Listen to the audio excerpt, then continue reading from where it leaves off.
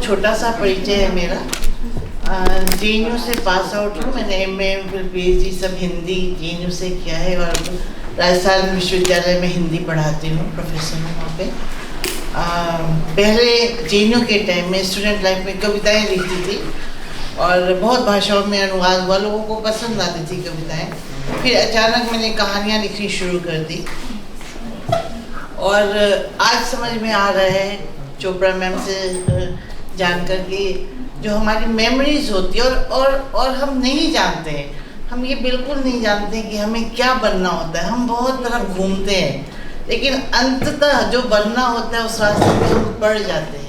तो हमारी बहुत सारी जो यादें होती है वो बहुत सारी विधाओं में हम घूमते हैं, राह टटोलते हैं, लेकिन अंत में एक पनाह पा जाते हैं। तो शायद कहानी मेरी पनाह मेरी कहानियाँ रही। अभी वाड़ी से छपी है और राजकमल से एक उपन्यास आने वाला है, उनका भी बहुत भाषाओं में अनुवाद हुआ है। लेकिन मैं यहाँ कुंजुम में शायद पहले एक बार GK में आई थी और वहाँ पे कुछ किसी फ्रेंड की किताब पे कुछ बोलना था तो मैं वैसे ही आई। और अभी मेरी फ्रेंड कस्तूरी उसने कहा कुंजुम में आना और तुम्हें अच्छा लगेगा। और मुझे सचमुच मैं भी 3-4 दिन से दिल्ली में हूँ और बहुत सारे काम कर रही थी, तो यहाँ बहुत अच्छा लगा, बहुत पारिवारिक माहौल लगा।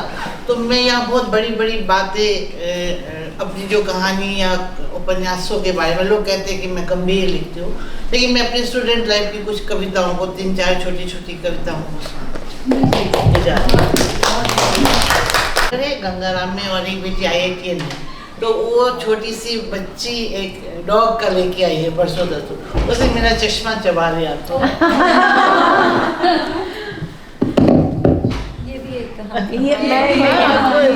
हम हर पल कहानी क्रिएट करते हैं। ये जो अभी हो रहा है ये भी कहानी है। तो 3-4 छोटी छोटी कविताएं सुनाऊंगी और अर्थ में नहीं बताऊंगी, अर्थ आप जानेंगे। हमें काजी साहब ने कहा कि जो अतीत है, माजी है और आज के समय की जो उलझन है, तो बहुत मामूली सी उलझन है जो हम सब सुलझाना जानते हैं। खासकर हम इस उलझन को सुलझाना हम जान गए हैं। थोड़ा सा समय लगेगा पर तुम्हें मैं नहीं जानती, तुम्हें मैं नहीं जानती ऐसा नहीं, खूब पहचानती हूँ तुम्हें।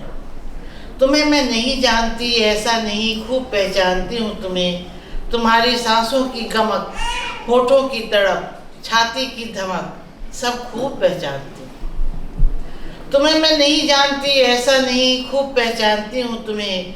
तुम्हारी सांसों की गमक, होठों की तड़प, छाती की धमक, सब खूब पहचानती हूँ।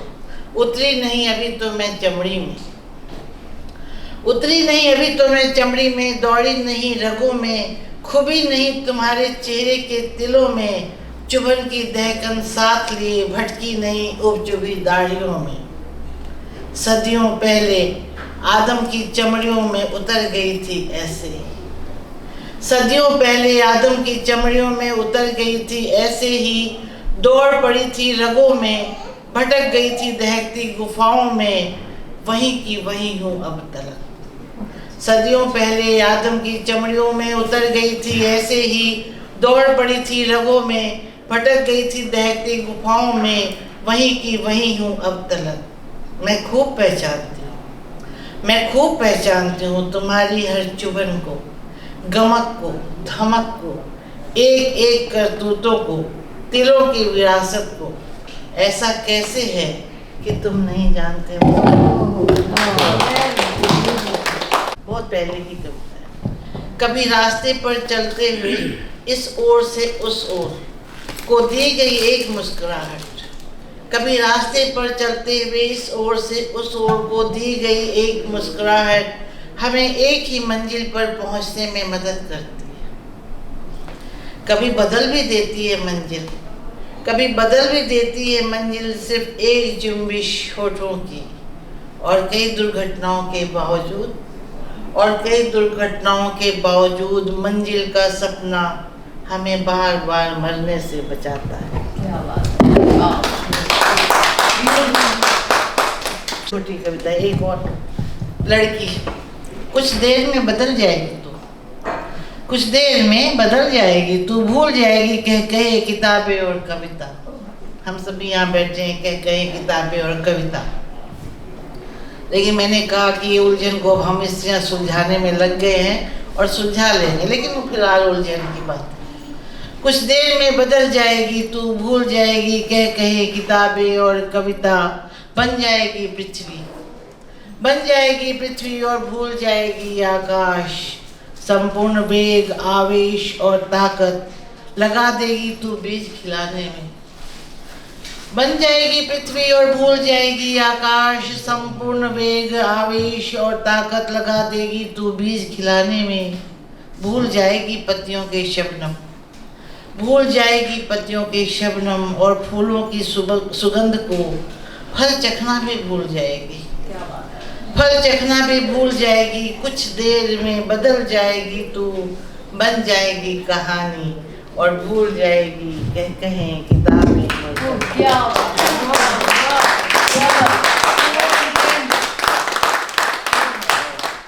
इसको स्लोगन के रूप में लोग बोलते हैं, बहुत सारे आंदोलनों में इस कविता का इस्तेमाल होता है। धूप धूप धड़कती, भाई जरूरी है ठीक।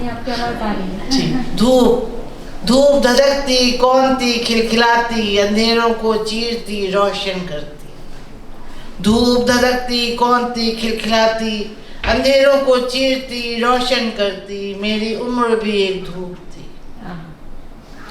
मेरी उम्र भी एक धूप थी। अपनी ठंडी हड्डियों को सेका करते थे जिसमें तुम।